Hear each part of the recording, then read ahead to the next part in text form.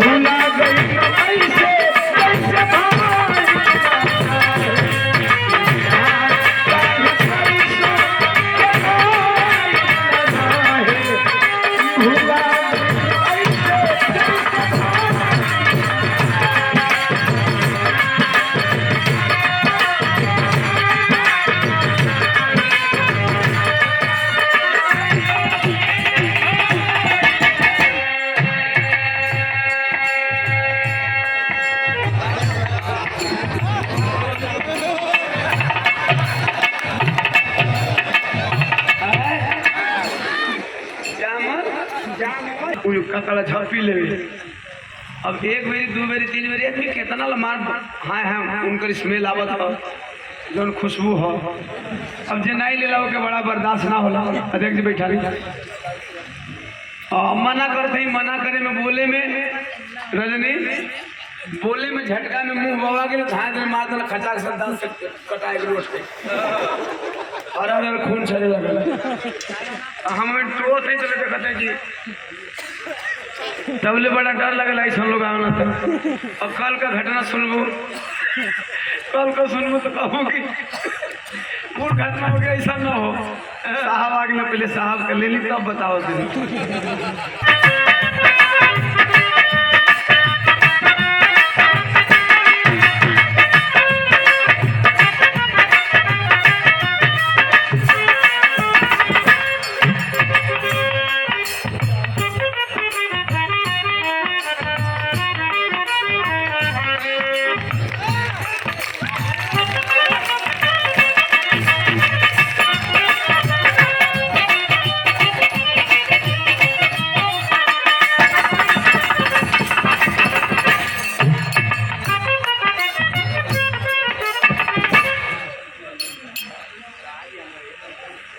भैया।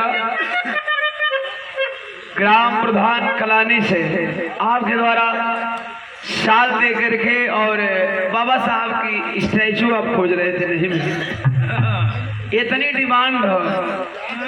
विश्व के इकलौते महापुरुष हैं जिनकी स्टैचू जल्दी, जिनकी प्रतिमा नहीं मिलती है, इतनी बिक्री है। और उनके तैल चित्र के बदले में आपने बहुत ही शानदार घड़ी दिया है और 1000 रुपया साल दे करके आपने सम्मान किया।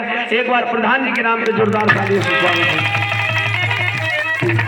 जगत का इकलौता कलाकार हूँ कि बाबा साहब के प्रतिमा से मेरा घर भरा हुआ।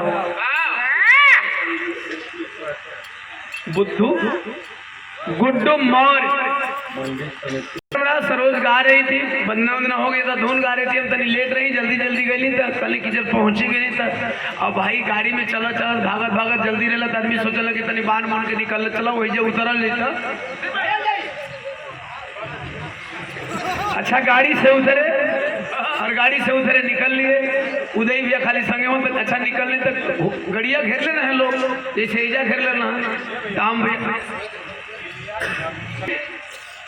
गाड़ी तर भीड़ हम जाना था तो झटके में करी भाई मर्दे मानुस को लेके हम 2 लाठी निकल के अपन अच्छा फरिया पीछे ना देखते हैं हम कहीं गाड़ी तो लोग अब फरिया के चैन बंद कर पीछे घूमते हैं तो कुल सेल्फी लेके मोबाइल रेडी हम कल यार कोनो वीडियो ऐसा घटना ही लोगन का प्यार भोगी हो जाए। आजकल 5-5 सेकंड का वीडियो वायरल हो जाता है। वो खेसारी अगर ट्रेंडिंग में चला था 5,000 रुपया 10 साल हम खरीद ले 5,000 रुपया 10 साल हम खरीद तो ले जस्ट वही पवन सिंह का आगे सम्मान की कड़ी में 1,000 रुपया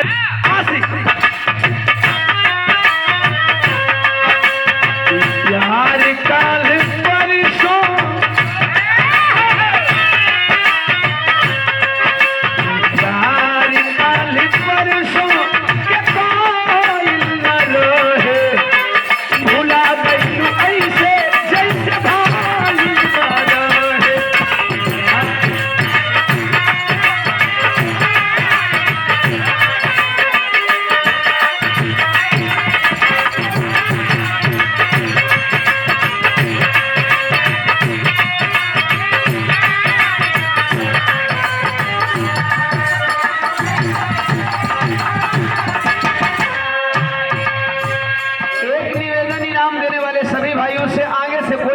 बेटवा का फरियाद माई से